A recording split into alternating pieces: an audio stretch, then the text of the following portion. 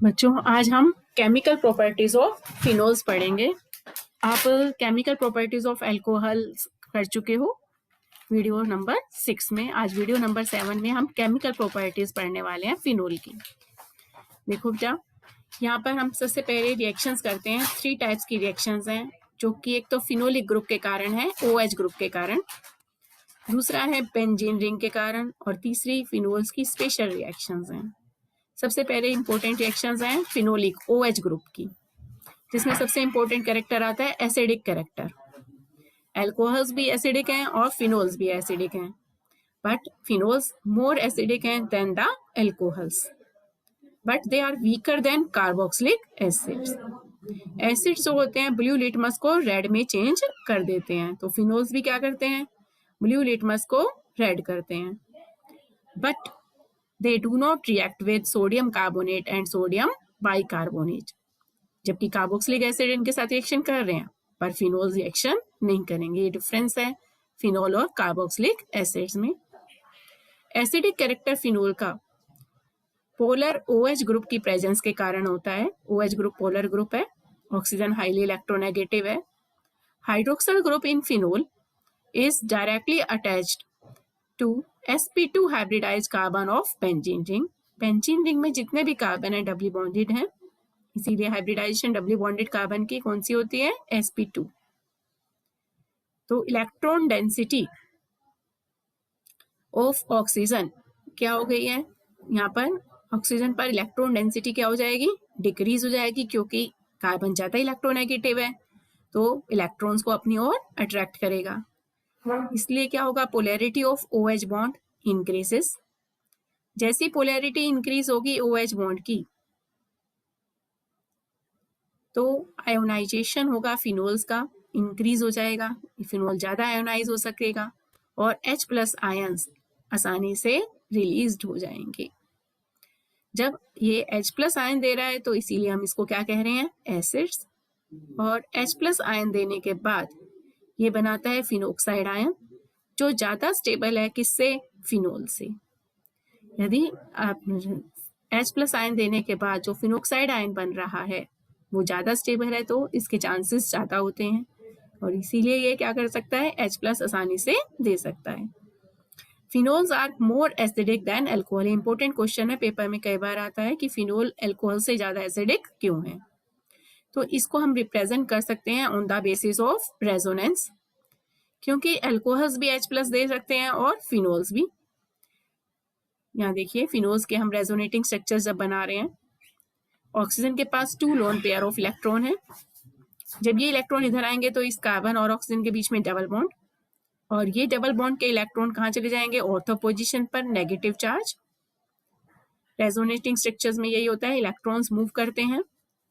इसके बाद ये वाले इलेक्ट्रॉन देखिए पैरा पे गए और फिर से वापस ऑर्थो पोजीशन पर, और डबल बॉन्ड के पाई बॉन्ड के इलेक्ट्रॉन वापस ऑक्सीजन पर एज ए लोन पेयर। तो ये जो नेगेटिव चार्ज है ऑर्थो और पैरा पोजीशन पर आपका माइग्रेट करता रहता है, डीलोकेलाइजेशन हो रही है। यही रेजोनेंस की कंडीशन होती है कि कैसे डीलोकेलाइजेशन हो। और जब ये H+ दे देगा तो क्या बनाएगा, फिनोक्साइड आयन। फिनोक्साइड आयन के रेजोनेटिंग स्ट्रक्चर्स हम देखते हैं।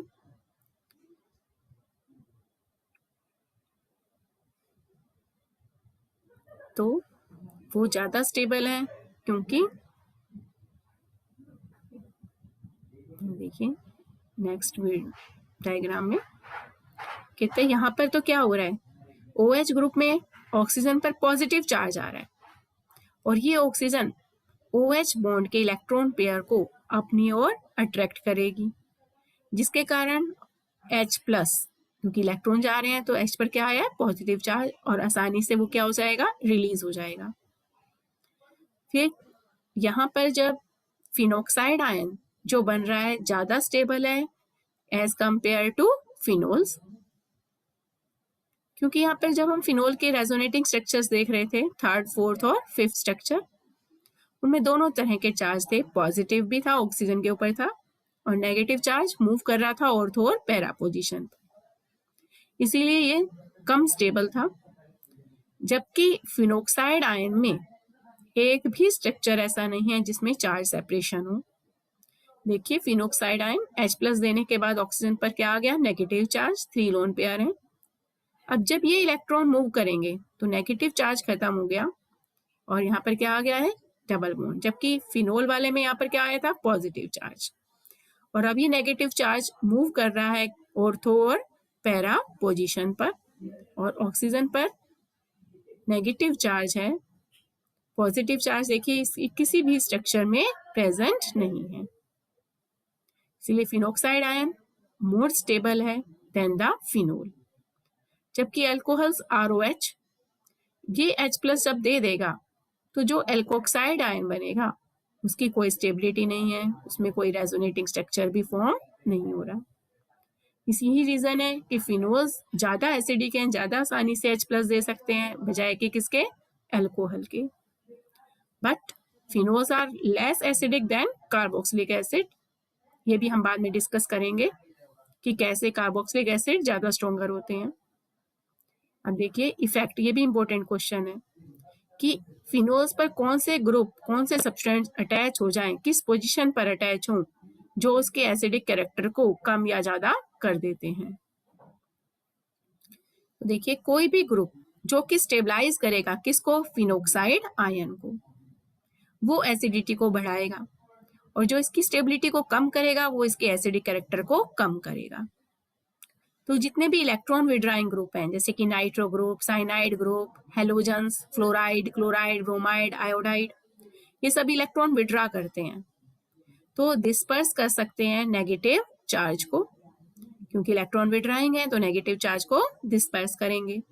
तो ऑक्सीजन से जब नेगेटिव चार्ज डिस्पर्स होगा तो फिनोक्साइड आयन क्या हो जाएगा, स्टेबल होगा और एसिडिटी इंक्रीज हो जाएगी।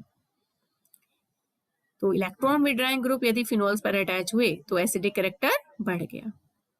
नेक्स्ट देखिए EDG, इलेक्ट्रॉन डोनेटिंग ग्रुप और इलेक्ट्रॉन रिलीजिंग ग्रुप, जैसे कि alkyl group R, NH2 amino group, OR alkoxy group.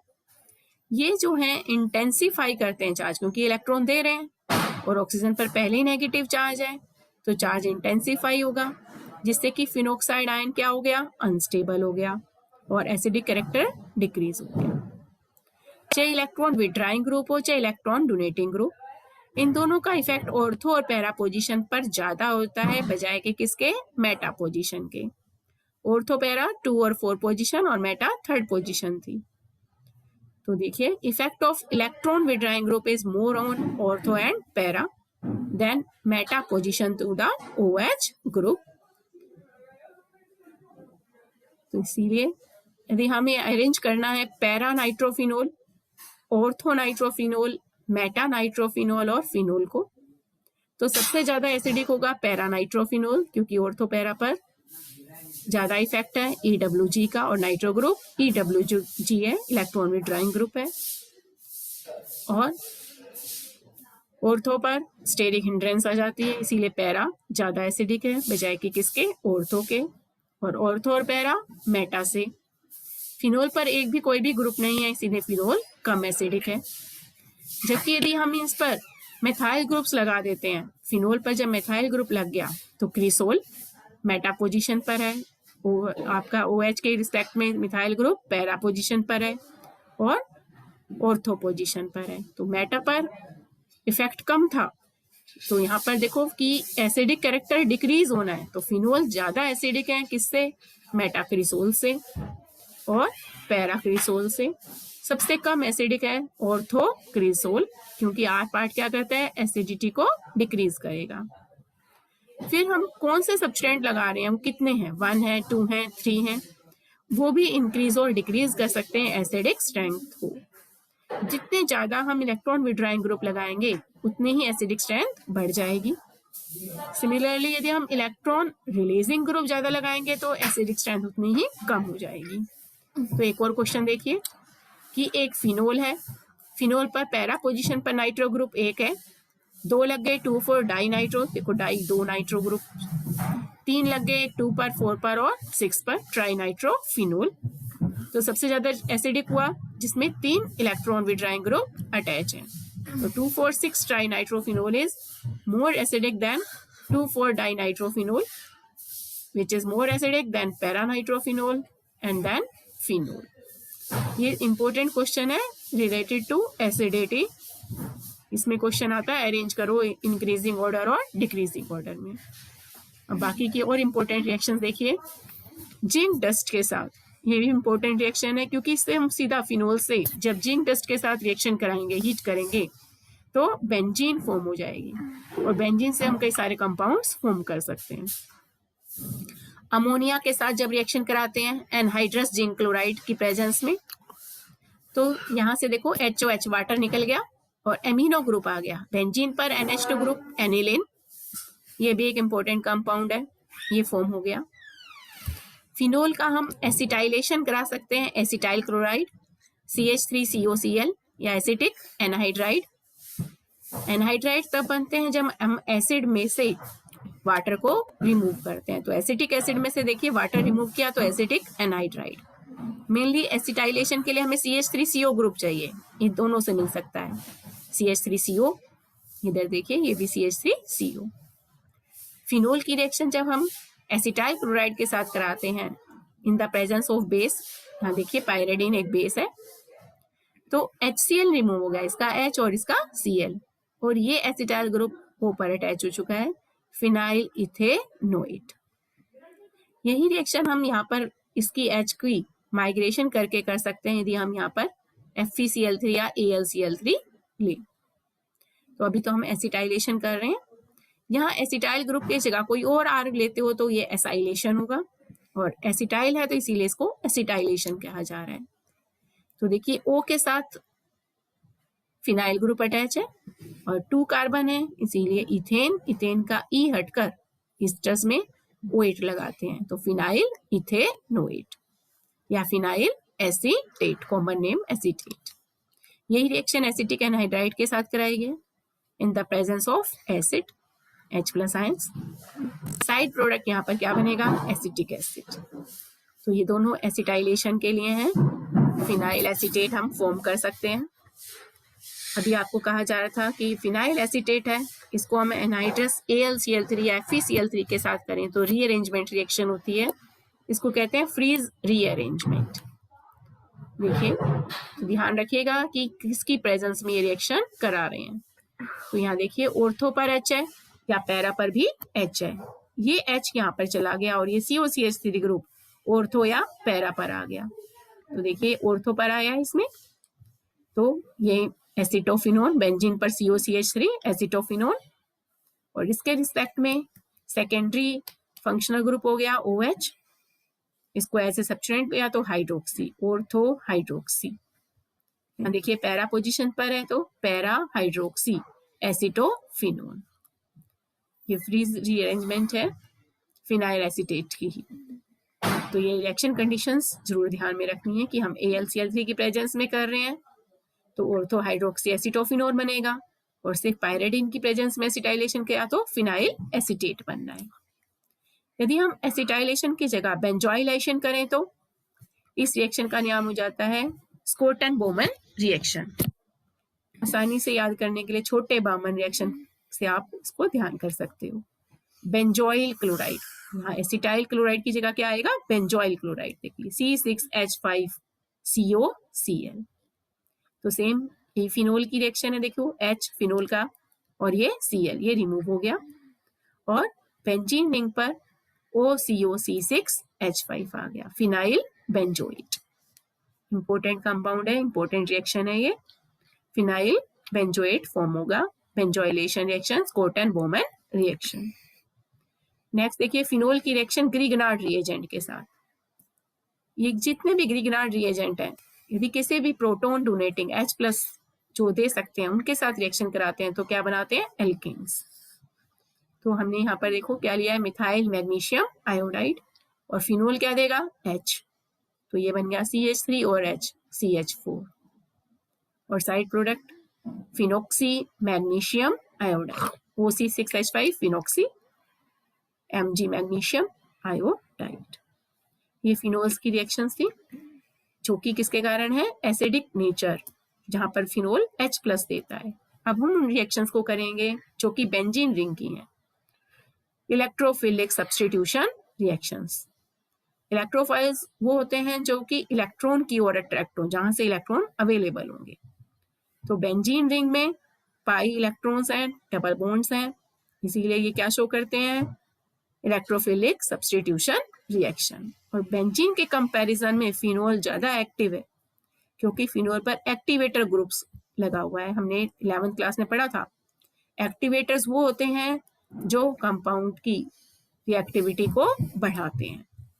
तो यहाँ पर देखिए OH ऑर्थो पैरा डायरेक्टिंग भी है और एक्टिवेटर भी है, यानी कि सेकंड सब्स्टिट्यूएंट जब आएगा तो वो या तो ऑर्थो और पैरा पोजीशन पर आएगा और ये रिएक्शन फास्ट होगी इन कंपैरिजन टू बेंजीन।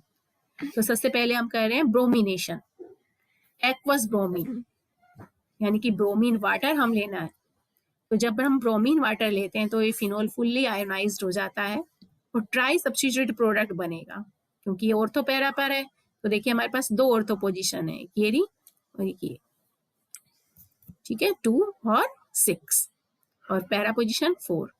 तो एक ब्रोमीन 2 पर, 4 पर और 6 पर, तो 3 ब्रोमीन आपके पास फॉर्म होते हैं, इसलिए इंपॉर्टेंट रिएक्शन है ये।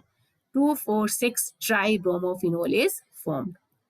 ये व्हाइट प्रेसिपिटेट फॉर्म करता है किसके साथ, एक्वस ब्रोमीन या ब्रोमीन वाटर के साथ इसकी रिएक्शन। यदि हम यही ब्रोमीन वाटर की बजाय नॉन पोलर सॉल्वेंट्स में लेते हैं, कार्बन डाइसल्फाइड CH2 में, तो आयोनाइजेशन कम है तो सिर्फ मोनो सब्स्टिट्यूटेड प्रोडक्ट बनेगा। देखो सिर्फ Br एक ही पोजीशन पर आया है, मे बी ऑर्थो और मे बी पैरा। ऑर्थो पर देखिए 2 पर 2 ब्रोमोफिनोल और ये 4 ब्रोमोफिनोल। यहाँ स्टेरिक हिंड्रेंस के कारण ऑर्थो प्रोडक्ट्स जो होते हैं कम स्टेबल होते हैं बजाय के किसके, पैरा पोजीशन के।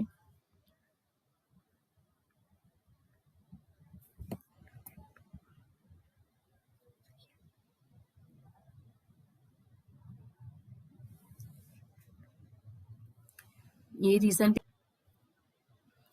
अभी हमने किया ही था, रीजन देखिए, it is due to ionization of phenol to give phenoxide ion in aqueous solution and due to presence of negative charge.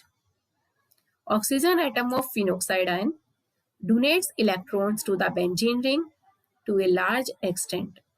ये aqueous solution में है और ring gets highly activated and gives tri-substituted product. अभी आपको बताया ही था। While in non-polar solvents, ionization of phenol does not occur to a large extent, and thus OH group donates electrons to benzene ring. Donate तो कर रहा है पर small extent में कर रहा है, तो ring slightly activate हुई है, इसीलिए सिर्फ मोनो सब्स्टिट्यूशन होगा। ये क्वेश्चन रिएक्शंस की फॉर्म में, रीजनिंग की फॉर्म में, कंप्लीट द रिएक्शन की फॉर्म में आता है, इसलिए इंपॉर्टेंट है, ध्यान से करिएगा। ब्रोमिनेशन एक्वस में है या कार्बन डाइसल्फाइड्स में, नॉन पोलर सॉल्वेंट्स में। सेकेंड रिएक्शन देखिए, नाइट्रेशन। फिनोल्स का हम नाइट्रेशन कर रहे हैं, यदि डाइल्यूट नाइट्रिक एसिड के साथ करा रहे हैं तो नाइट्रो NO2 ग्रुप आएगा, कौन सी पोजीशन पर, ऑर्थो और पैरा। 2 नाइट्रोफिनोल, 4 नाइट्रोफिनोल, इसमें मेजर होता है पैरा वाला 4 नाइट्रोफिनोल। अब इन दोनों को यदि हमें सेपरेट करना हो तो हम इजीली सेपरेट कर सकते हैं, क्योंकि पैरा नाइट्रोफिनोल वाला इंटरमोलिकुलर हाइड्रोजन बॉन्डिंग से एसोसिएशन दिखाता है, कई सारे मॉलिक्यूल्स आपस में जुड़ सकते हैं, और ऑर्थो वाले में इंट्रामोलिकुलर हाइड्रोजन बॉन्डिंग के कारण इंटरमोलिकुलर हाइड्रोजन बॉन्डिंग नहीं हो सकती, एसोसिएशन नहीं होगी। तो 2 नाइट्रोफिनोल का बॉइलिंग पॉइंट कम होता है बजाय के किसके, पैरा के। तो ये क्वेश्चन भी आ जाता है कि how can you separate 2 nitrophenol and 4 nitrophenol. तो both isomers can be separated by steam distillation. Ortho isomer क्योंकि इसका बॉइलिंग पॉइंट कम है, स्टीम वोलाटाइल है। बॉइलिंग पॉइंट कम किस लिए है, क्योंकि ये क्या शो कर रहा है, इंट्रामोलिकुलर हाइड्रोजन बॉन्डिंग। जबकि पैरा आइसोमर्स में इंटरमोलिकुलर है तो बॉइलिंग पॉइंट ज्यादा हो गया, वोलेटिलिटी कम हो गई, और एसोसिएशन है मॉलिक्यूल्स की, तो इसको ब्रेकअप करने के लिए ज्यादा एनर्जी की जरूरत है। इस टाइप के क्वेश्चंस में यदि थोड़ा सा आपका ज़्यादा नंबर में आ रहा है तो बॉन्डिंग बना के दिखाइएगा। देखिए, intramolecular hydrogen bonding in ortho nitrophenol. हमने पढ़ा हुआ है इंट्रामोलिकुलर कब हो सकती है, जब ऑर्थो सब्स्टिट्यूट प्रोडक्ट हो, ताकि 5 या 6 मेंबर की रिंग फॉर्म हो पाए। और नाइट्रो में देखिए ऑक्सीजन हाईली इलेक्ट्रोनेगेटिव है, फिनोल में H वो हाईली इलेक्ट्रोनेगेटिव एटम के साथ अटैच है, तो इस H पर स्लाइटली पॉजिटिव चार्ज और इस ऑक्सीजन पर स्लाइटली नेगेटिव चार्ज रिस्पॉन्सिबल है इंट्रामोलिकुलर हाइड्रोजन बॉन्डिंग के लिए।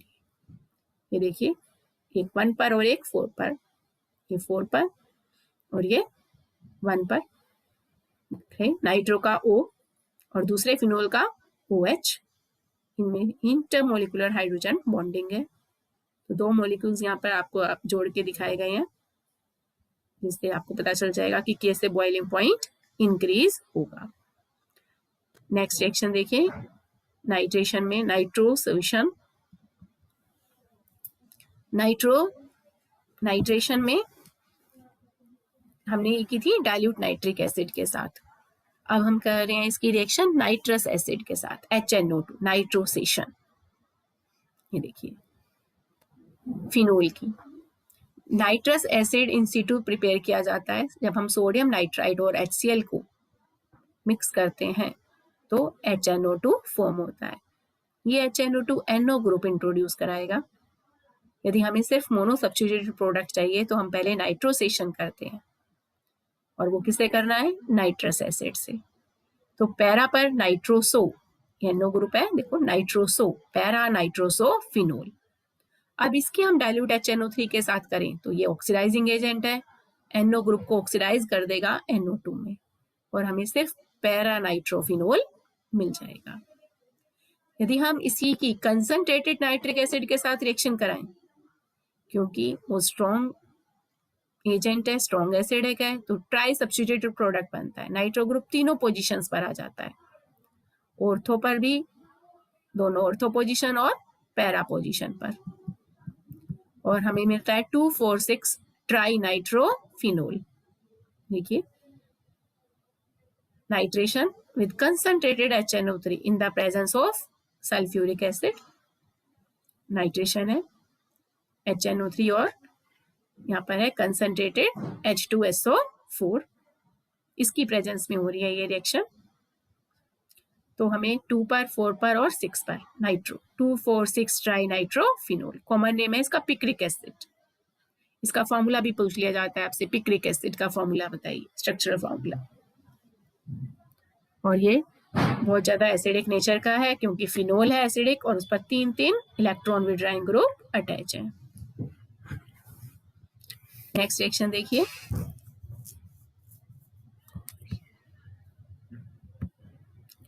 हमने अभी रिएक्शन की थी ब्रोमिनेशन ऑफ फिनोल, दूसरी रिएक्शन हमने की है नाइट्रेशन, नाइट्रोसेशन डाइल्यूट नाइट्रिक एसिड के साथ, नाइट्रस एसिड के साथ और कंसंट्रेटेड नाइट्रिक एसिड के साथ। इसके बाद हम अगली रिएक्शन करेंगे सल्फ्यूरिक एसिड के साथ, सल्फोनेशन, जो हमारी 4th रिएक्शन है, सल्फोनेशन।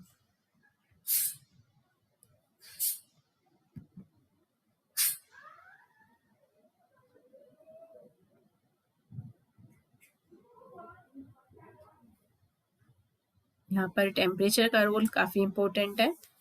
सल्फ्यूरिक एसिड यदि लो टेम्परेचर पर है तो ऑर्थो प्रोडक्ट मेजर बनेगा, देखिए सल्फोनिक ग्रुप SO3H ग्रुप, और यदि हाई टेम्परेचर है तो पैरा मेजर प्रोडक्ट है, यह है 2 हाइड्रोक्सी बेंजीन सल्फोनिक एसिड। यहाँ पर पैरा पर है 4 hydroxy para hydroxy benzene sulphonic acid, phenol की सल्फ्यूरिक एसिड के साथ रिएक्शन। नेक्स्ट रिएक्शन है alkylation, Friedel craft alkylation reaction. इसमें एल्काइल ग्रुप इंट्रोड्यूस किया जाता है, alkyl chloride CH3Cl in the presence of anhydrous AlCl3। यहाँ पर जो कार्बोकेटायन है CH3+, देखिए फिनोल पर CH3 ग्रुप 2 मेथाइल फिनोल, और 4 पर तो 4 मिथाइल फिनोल।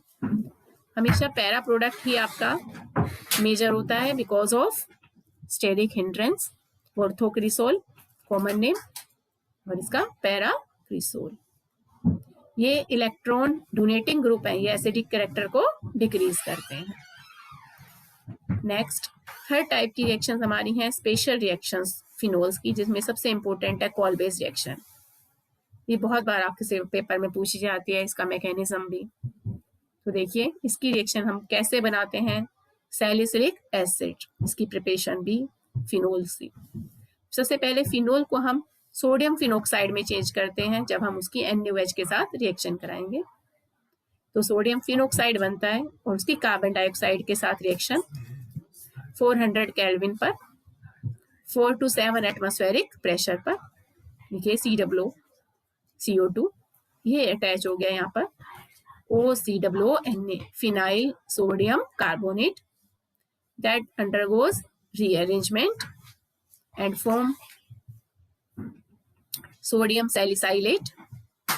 देखिए यहाँ पर बेंजीन पर OH ग्रुप COONA. फिर हम इसकी हाइड्रोलिसिस करेंगे तो ये Na की जगह क्या आ जाएगा H, और हमें क्या मिलेगा salicylic acid 2 hydroxy benzoic acid. तो सैलिसिलिक एसिड की प्रिपरेशन आ जाए तो कौन सी रिएक्शन यूज होगी, कॉल बेस्ड रिएक्शन. इस रिएक्शन के लिए मैकेनिज्म देखिए.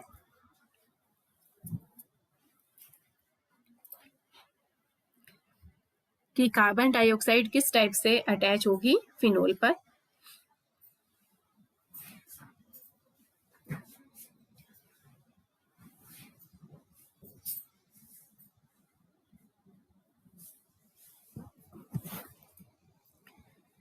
फिनोल्स की हम किसके साथ रिएक्शन कराएंगे. देखिए इसका mechanism. It involve attack of carbon dioxide on highly activated phenoxide ion. Phenol की हमने पहले NaOH के साथ हीट किया, सोडियम फिनोक्साइड बन गया. यहाँ देखिए ऑक्सीजन नेगेटिवली चार्ज Na+, और इसकी carbon dioxide C double bond हो.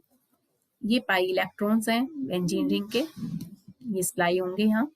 और ये COO ग्रुप ऑर्थो पोजीशन पर आ गया है. देखिए COO नेगेटिवली चार्ज, क्योंकि ये देखो इलेक्ट्रॉन्स मूव कराए हैं. Negatively charge oxygen highly electronegative है, अट्रैक्ट करेगी.